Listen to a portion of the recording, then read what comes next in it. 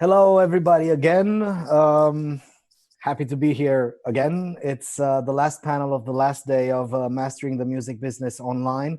And I don't know why they scheduled, my colleagues scheduled this panel for last. They probably wanted to see me tired. It's one of my favorites. And I've been following up, and I've been reading a lot, and I've been writing a lot about the subject of Spotify turning into more and more into a podcasting streaming platform and investing massively in this field.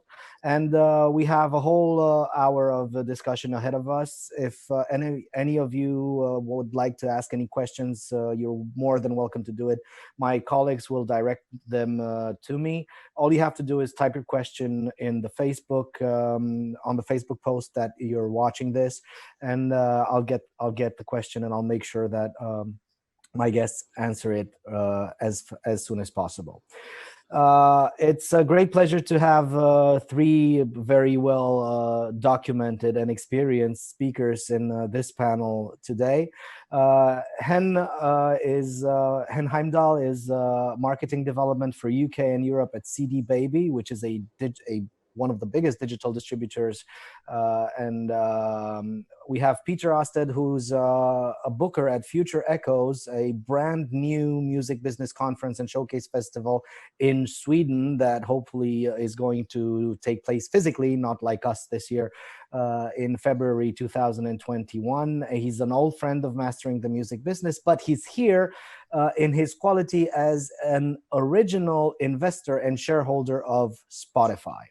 And Drago Stanka, he's the founder of Upgrade 100, which is a very well-known digital podcast in Romania. And he's also the founder of Think Digital, which is a network of podcasts that is being that he's selling advertising for. Yeah, So it's very funny because basically Upgrade 100 used to be a big digital marketing festival, and the podcast is just a part of it.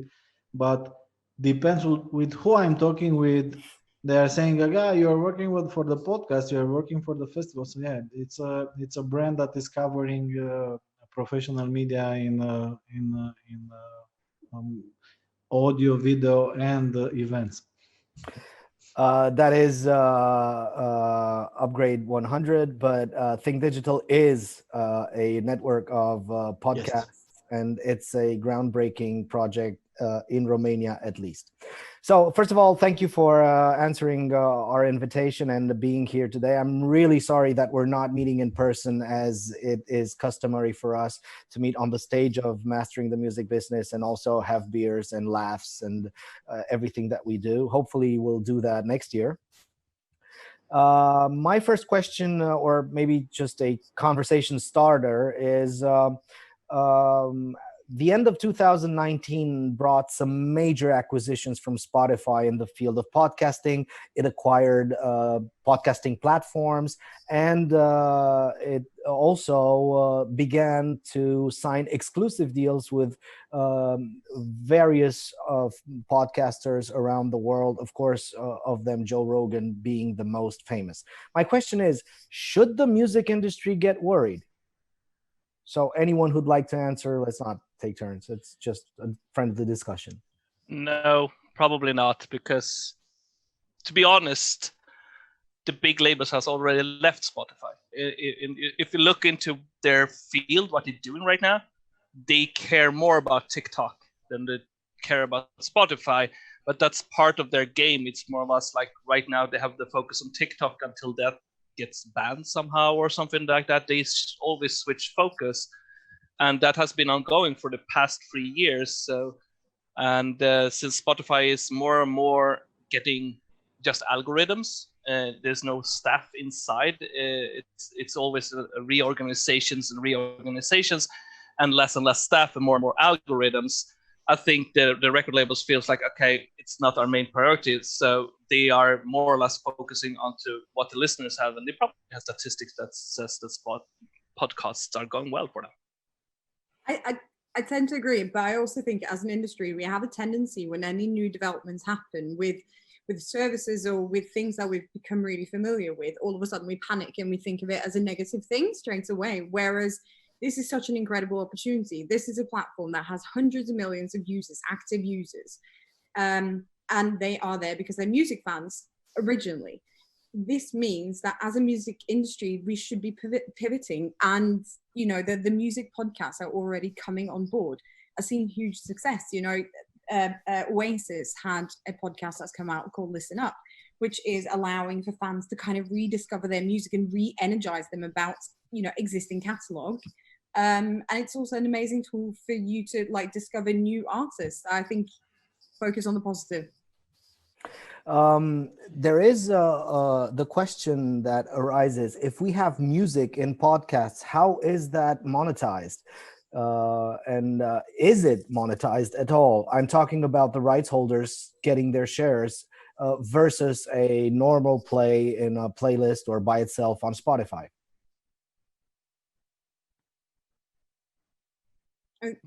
Yeah, this depends on which it is. I mean, if you look onto my radio station, where we are broadcasting, of course, in a normal way as a radio station, but then we put some of the programs onto Spotify, but then we're doing the playlisting as a normal playlist, so you get paid as a normal as you've been paid on any playlists. I mean, and most of the times it's not integrated into it, but yes, it is a problem right now that the podcast can't use music in the way they should be able to, and becomes that.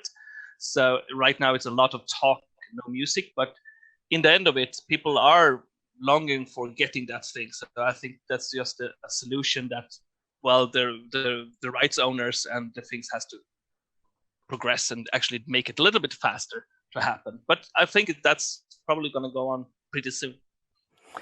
It should, because it'll help a lot. I'm sorry, I interrupted somebody. No, I'm just wanted to say that from where I stand, because we're an ad network basically, so the podcasts are a new product we're trying to monetize.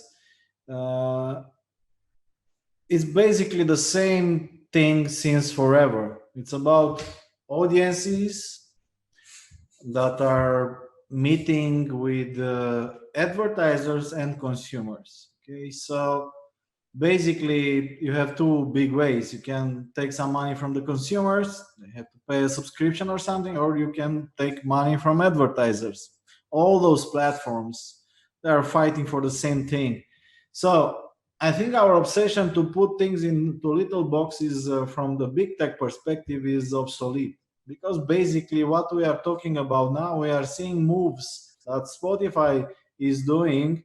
And in my opinion, the main competitors in the future for Spotify will be platforms like YouTube and TikTok, because we are talking about audio content, right? So we are talking about audio content. Doesn't matter if that is a spoken content or if it's music or whatever. So the core business for Spotify is to bring together all the valuable audio content in one platform. Okay, this started with music, of course, because it's the most obvious form of audio content, and now moving into voice is very, very natural. Also, moving from the voice to video is also natural. So that's why we have podcasts or video podcasts or whatever you have to. We need to find a new name, and I'm pretty sure pretty soon in Spotify we'll be able to see music videos and so forth, because it's just a natural way for the product to be developed, and that's the point where Spotify will compete directly with YouTube Music. Okay. And I'm sure that also YouTube will add, and it's already there. We recently released the first study on podcast consumption in Romania, a study done by Think Digital together with the biggest Romanian media organization, BRAT, and sponsored by a big bank here, Banca Transilvania. But what we discovered is that despite our perception, a vast majority of people, they are naming the first platform where they are listening to podcast YouTube. Okay, so not Spotify, not Apple Podcasts, not whatever else. So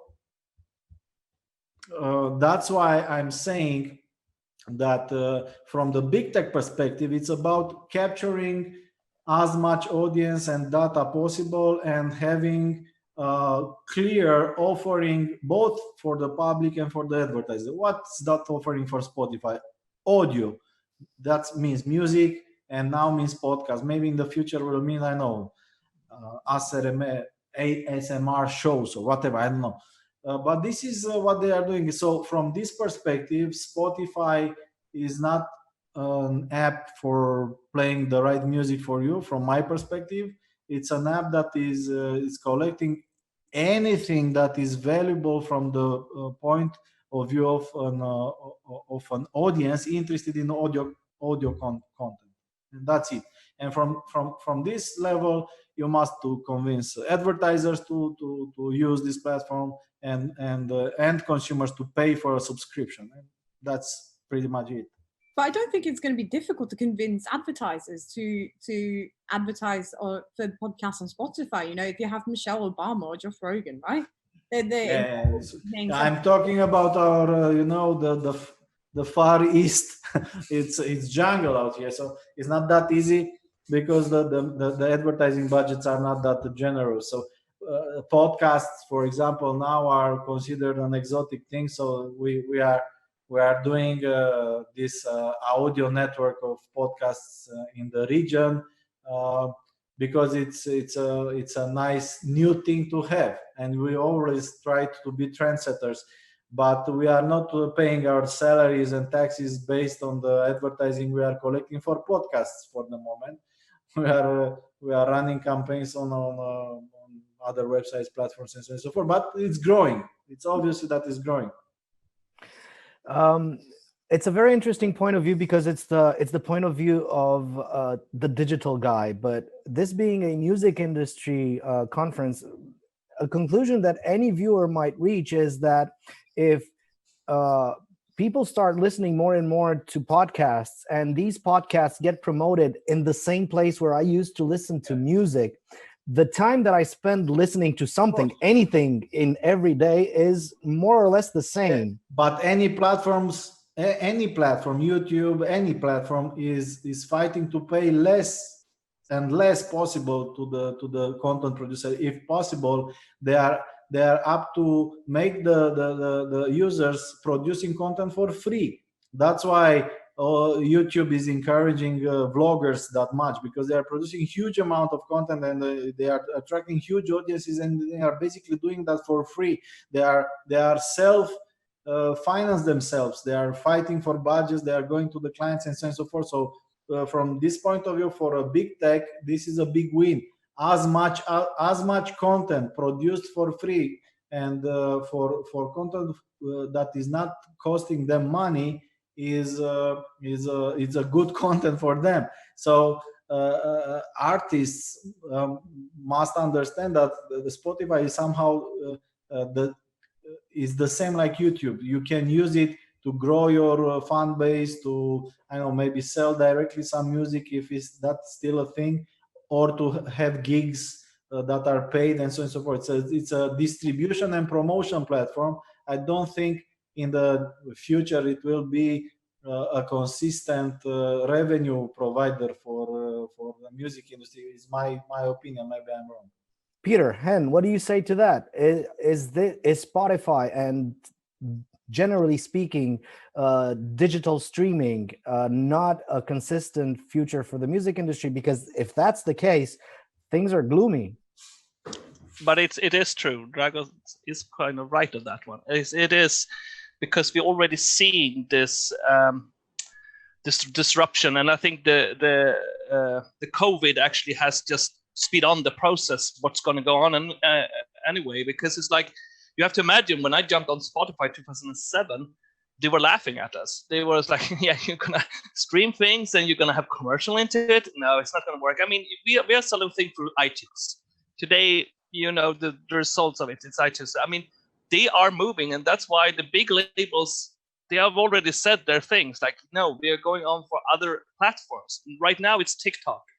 In 2 years, I don't know, they might be on another platform. But I mean, we will the revenues will come in, because we know that, yes, it's a part of the revenue system.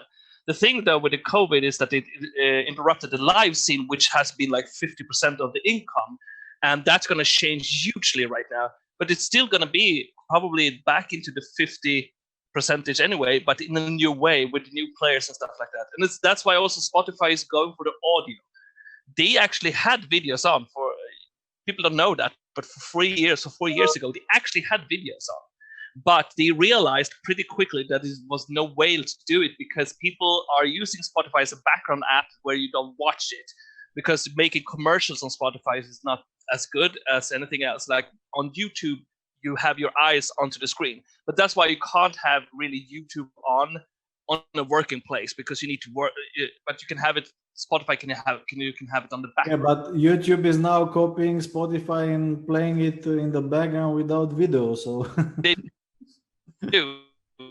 They want to be master of YouTube wants to be master of audio and video, but Yes. And I think like Spotify is more like we're gonna be the master of audio. That's why we're breaking into the podcast scene. We're gonna try everything to keep everybody that's listening to something to us. The next step is probably to make an easy way to make radio onto Spotify. I would guarantee. I've been waiting for it for like 6-7 years for them, and I know the technology is there, but they haven't implemented it. Why? I don't know. I mean, it's they are probably scratching their head and also thinking like, how can I get the audience? What does the audience want? And also, I don't know if you tool. there we go. Yeah, and that's the tool right now is that they see that. Peter, you keep breaking up. I thought as well that now with going in pandemic, people will start listening to more music, but they don't. It has actually gone down to listen. People are listening more right now as they did on the weekends then, and we're missing people going from work to work and back from work, listen to music. That has dropped off totally. But those numbers So now they can back look up at again. Those numbers took a serious dip during kind of March and April, but now we're seeing numbers that are back up. They're coming back up again, yeah. And that's pre-COVID. but it's an interesting thing that how people changing their behavior. And now when Sweden says like, we're not going to go back to work on the autumn, will they drop again or not? We don't know, and nobody knows. But this gives information how people are using the tool quite well. My initial question, it was a very nice turn of conversation anyway, but my initial question was that I, as a audio streaming platform user, whatever the platform is, not necessarily Spotify, have a certain amount of time that I can spend each day listening to something. And if I find there where I used to listen to music, I get pushed into podcasting, does that mean that actually, even if the audio streaming consumption remains the same or it increases, does that mean that people are listening to less music? What does the data say? I mean, so podcasting is up to 20% or 21% or something of listening on Spotify now. So it's definitely increasing. I mean, it makes perfect sense for Spotify to go into something like this, right? You purchase a product outright and you don't have that kind of constant payment of creators, and it's a much more kind of predictable business model for them. And also, I think a really important factor there is the advertising budget, because 100% of the advertising for podcasts goes back to Spotify. And we have to remember, this is a company that, how many years, 15 years into operation now, and they're still not a profitable business, So they have to look to diversify their business model to make sure that they stay afloat. Makes sense. But scary for music creators, maybe, if that advertisement money pool goes down, But I don't think it will, because it's a different thing. Because if you listen to a podcast, when someone's talking about it, even if it's a documentary, where it's like, you have to be active listening to what they are saying for the moment. That is what radio's coming back, because when Spotify came, everybody's like, yeah, I can make my own playlist and just play the music. At the same time, that's background. That's why also Spotify is the most things they have is background music. They have this do the dishes music, do your breakfast music, whatever it is playlisting in the background. And I mean, if I'm doing work, and I have customers coming in, I can have it in the background. I can't have like a show that I need to listen to like every bit, because it's not.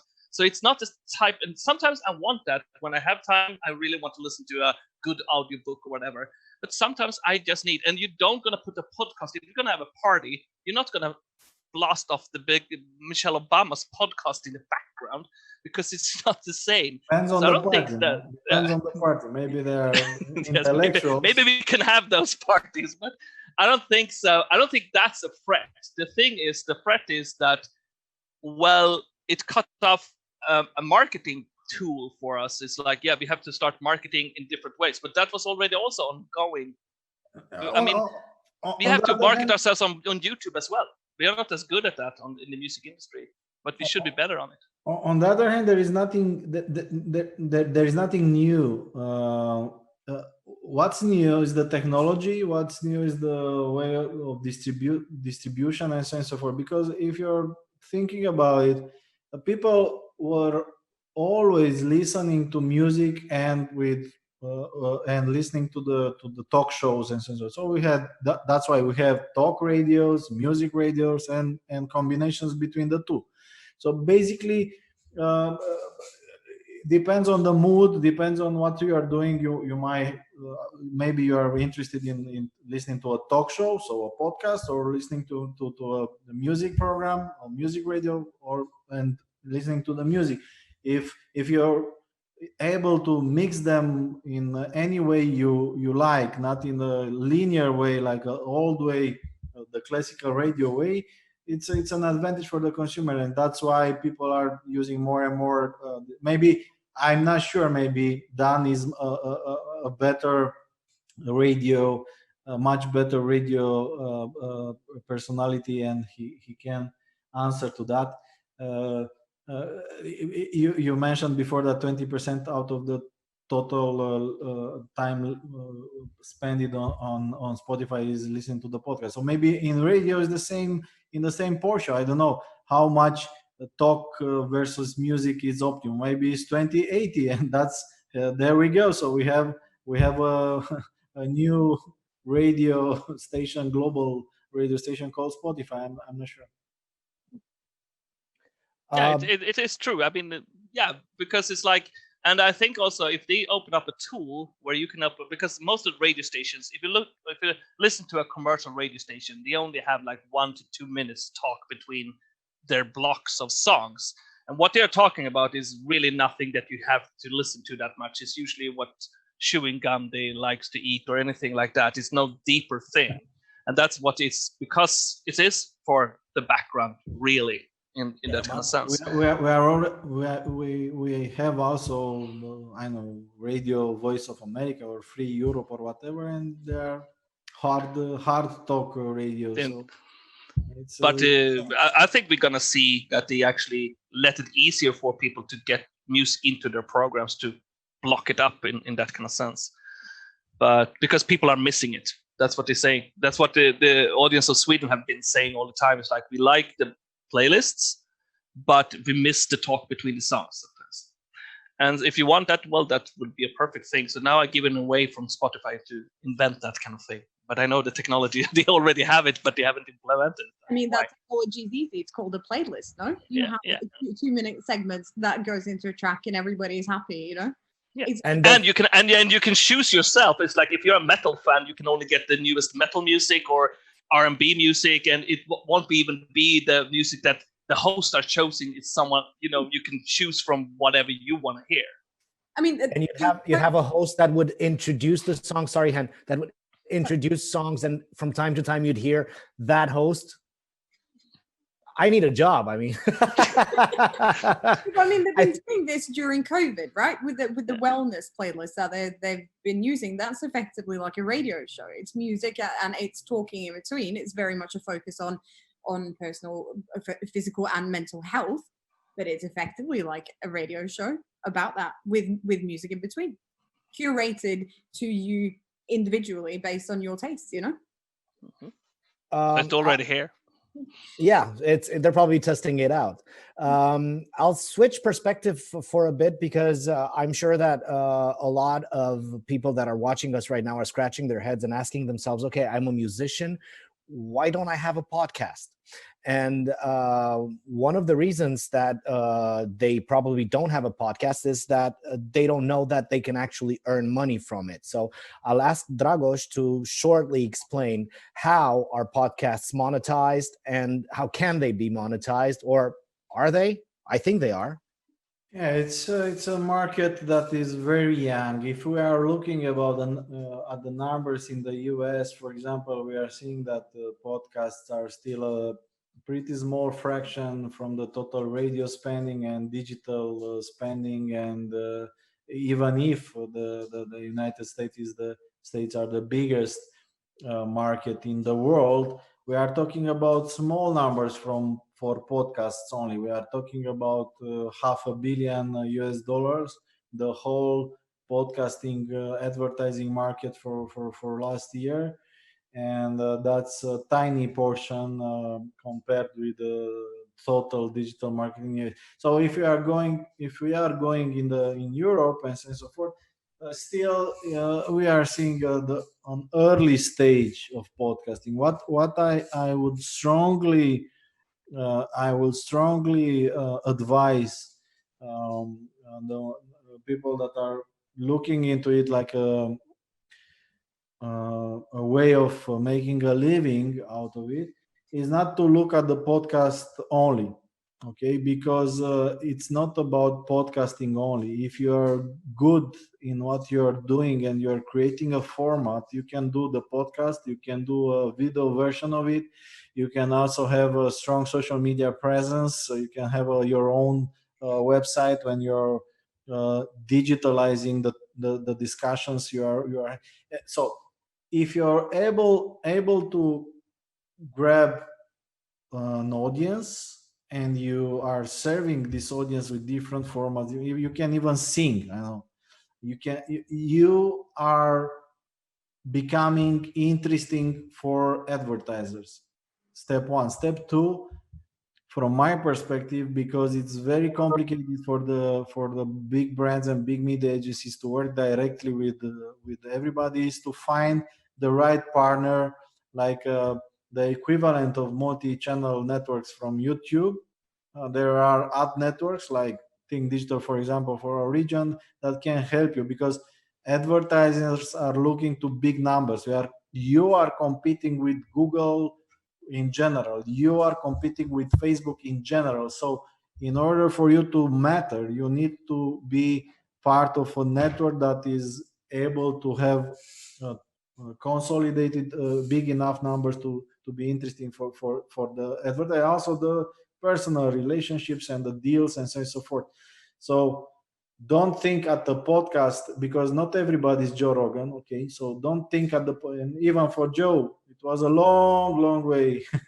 It's not only about one podcast. You need to have a media presence, and in order to monetize, you need also to work with in my opinion, with a company that is specialized, and the connections are already open. Okay, if you're big enough and strong enough to be able to monetize on yourself from stage one, which is very unlikely, okay, you can do it. But if not, you must take it step by step in order to be able to make a living out of it. And not, in my opinion, the podcast by itself is not enough. You need to have an entire digital presence around the concept that is maybe the main expression is the podcast, but is the podcast only, in my opinion, is not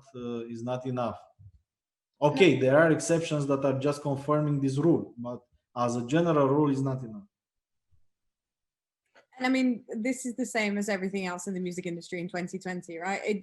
You can't just have a singular focus. For most artists, for 90 at least percent of artists, you can't have a singular focus that you're going to be rich and famous just by Spotify playlisting or just by doing a podcast or anything like that. I think if we're saying that Spotify is a huge music discovery platform, then this opens up a whole world of opportunity if you're the kind of artist that would suits having a podcast. You can treat it as that as well. It doesn't have to be your only focus point in your marketing campaign or in your career, but it can help you build presence and awareness for you as an artist, but also part of the artist community that you're in. You can highlight underground scenes and talk about new genres and new movements that are happening around you that artists are the first ones to tap into always. And I think you're seeing that more and more in Spotify, that artists are becoming bigger curators and bigger tastemakers and bigger influencers. And I mean, the thing is, what I see right now, what they are quite many are experimenting with, which is kind of interesting, is that the artists are so focused on to be on everything.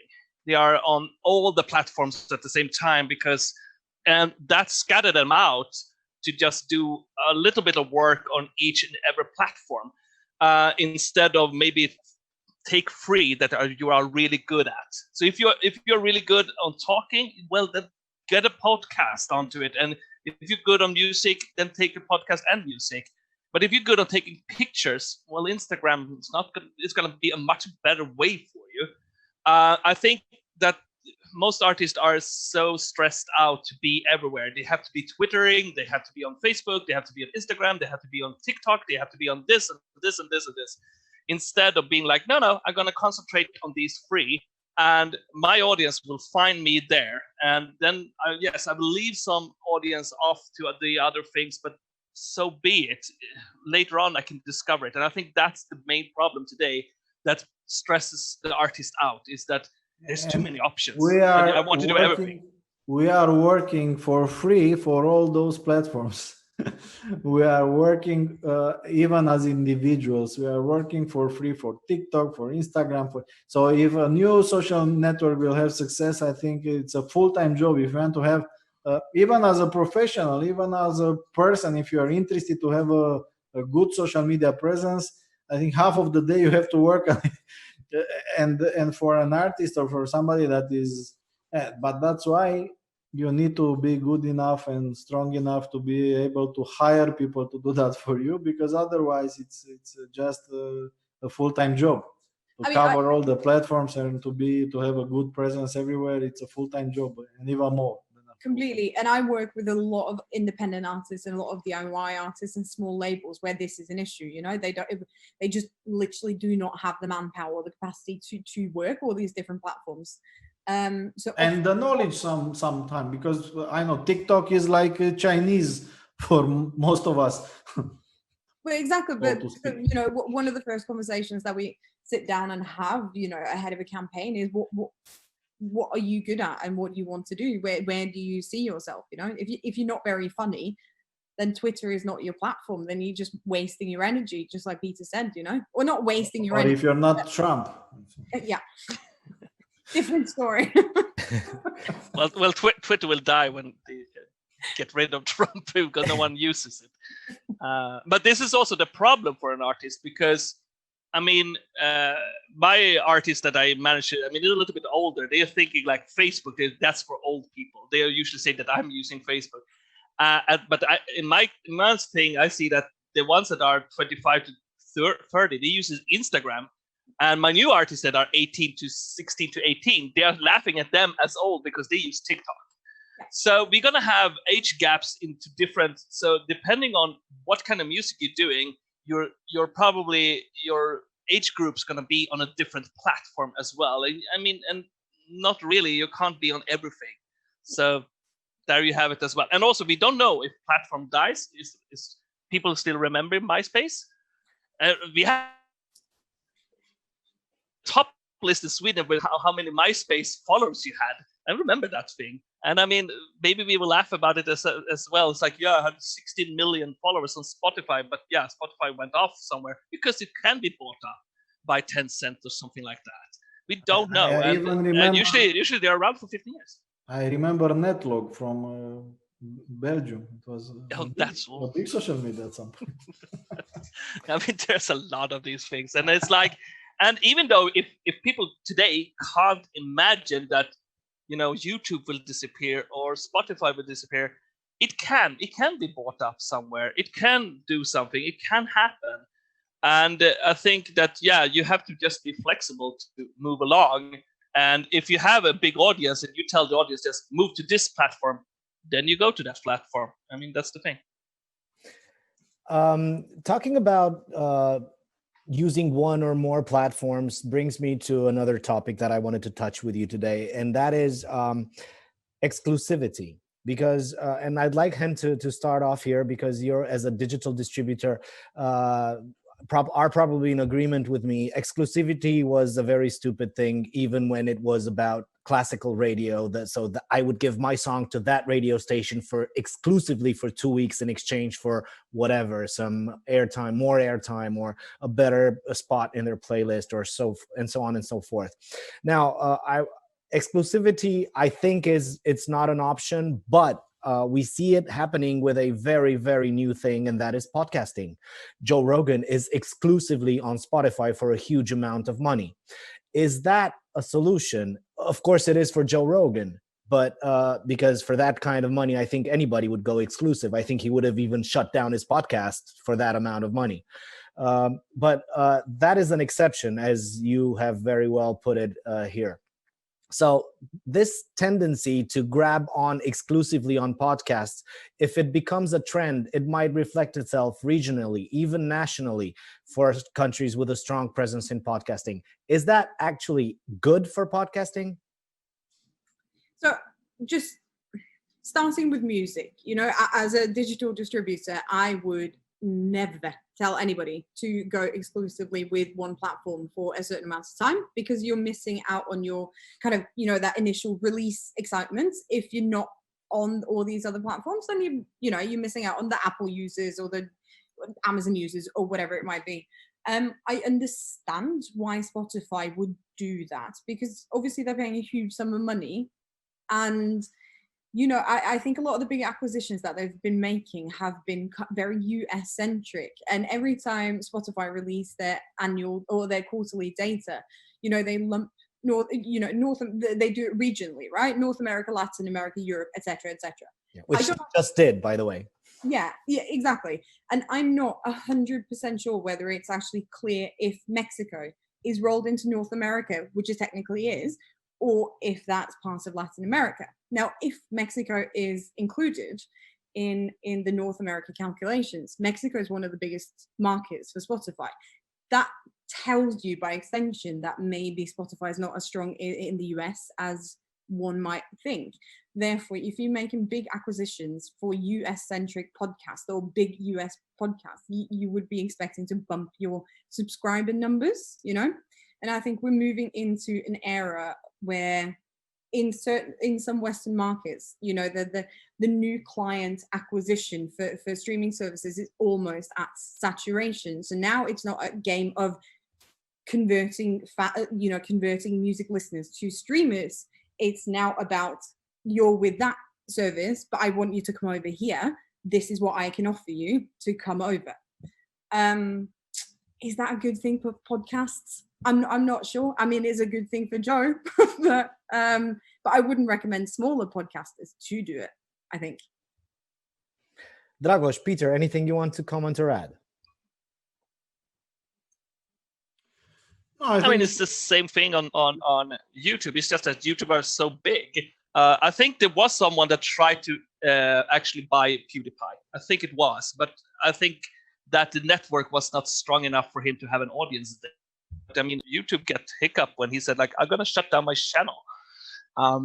So, of course, there you have the problem for these, that the creators can be that big. At the same time, Spotify could be like, well, we don't care if Taylor Swift is here or not. She will come back. And she came back. So I'm not sure. But the exclusivity, yeah, if you have such a big channel and such a follower that you can get that amount of money, then you can have the choice. But until then, there's no exclusivity. You have to be. In my opinion, the exclusivity game today, it's more like a marketing tool. Everybody's talking about Joe Rogan going on Spotify in the areas that this is a subject of interest. So basically, it's more the message that Spotify is not about music only anymore. So this is the real value of this discussion around Joe Rogan moving exclusively on Spotify. And I agree with Peter. Maybe in 2 or 3 years he will come back to YouTube, but the job is done. So the awareness for Spotify entering very strongly in the podcasting industry, the message is there. Also, the investment with Michelle Obama, and maybe one or two will follow. On the other hand, it's not nice to have um, a win for any platform that is focused on a specific area, gaming, music, you name it, to have exclusive content from a specific producer or whatever music label, because this is a competitive advantage and a differentiator. So it is what it is. The same applies with, I know, Netflix. Why not let everybody stream House of Cards? Because it's their product, it's exclusive on Netflix, and it is a competitive advantage. So yeah, we are in this world where differences are important to have in order to have success with the product. But it's also a big PR story, right? All these big podcasts are now all of a sudden exclusively on Spotify, which might attract some new advertisers that previously have not chosen to put advertisement budget through Spotify or another music platform. And the commercial radio ad spend every single year just far outweighs anything to do with music, like by so much. So, this might be a smart strategic move to bring more companies in and kind of get them used to this concept of placing ads on streaming platforms, which might, hopefully that will trickle down to the smaller guys eventually. And I mean, we have seen it already also onto the gaming sites. If you come to Twitch and other things, there you can see that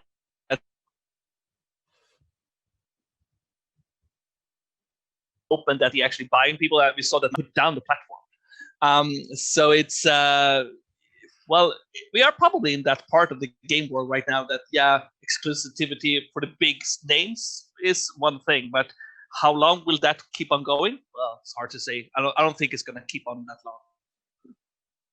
Okay, guys, I have a question from one of our viewers, a question that will bring us back to an earlier stage of our discussion. Alex Butu is the one asking the question. He's asking, so you think that Spotify might bail on artists, the very same people that made the platform big? That's the danger.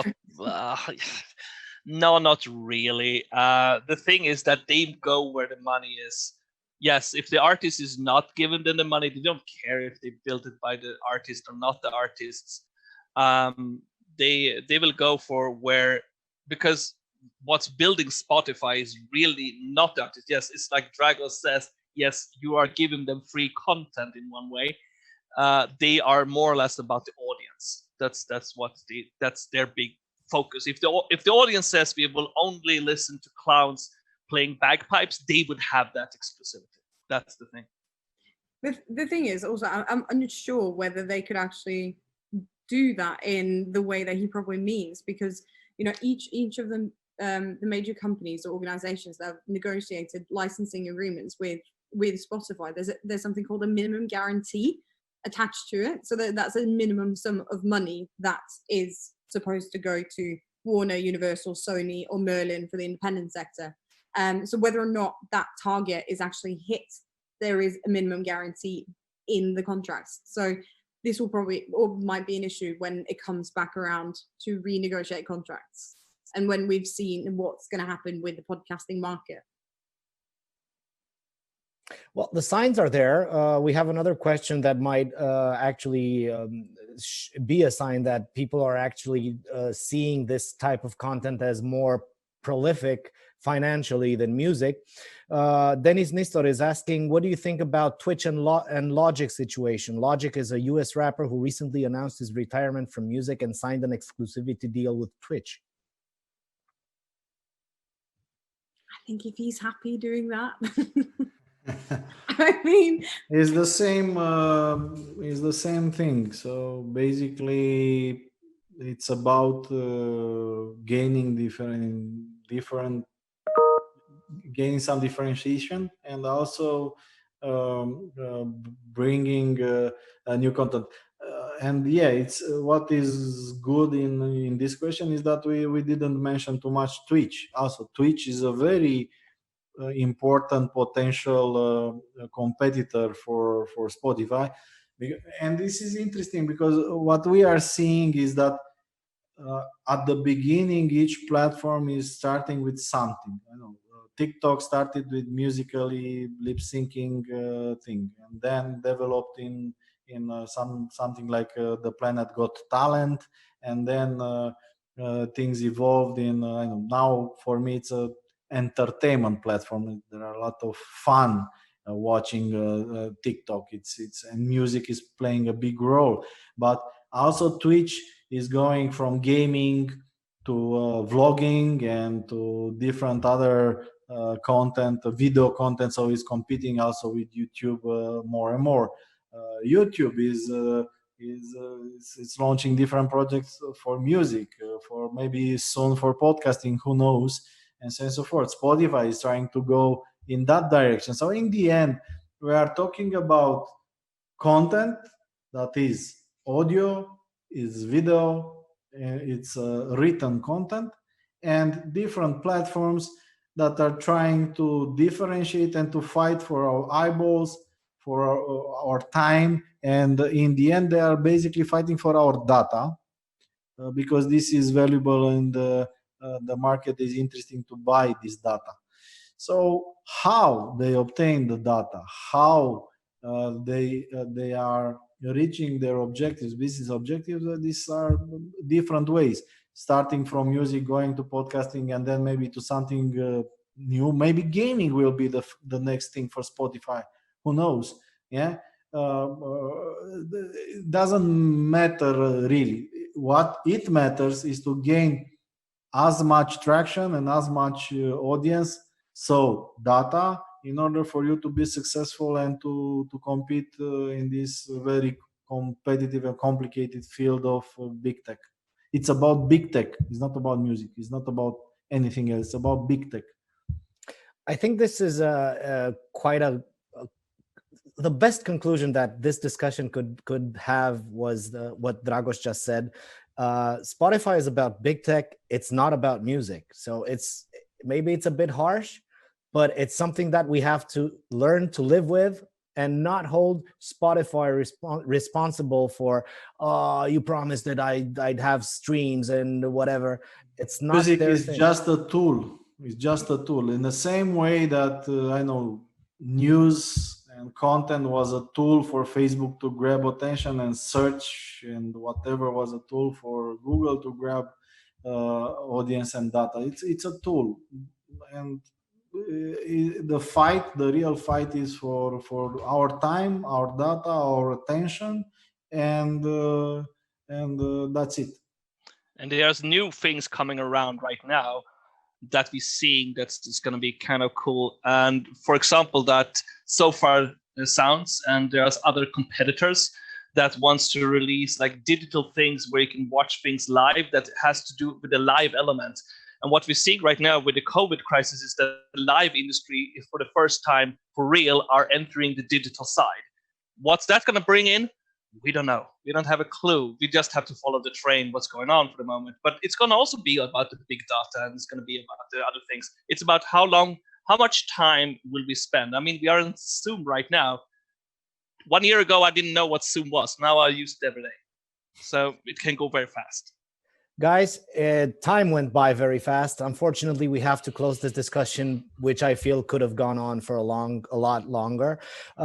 One of the disadvantages of being online is that we can't make it longer than it is. So thank you so much. I really hope to meet you all in person as soon as possible at Mastering the Music Business or at any other conference in Romania or around the world. So thank you so much, and stay safe. See you soon. Was a pleasure. Bye bye. Bye-bye.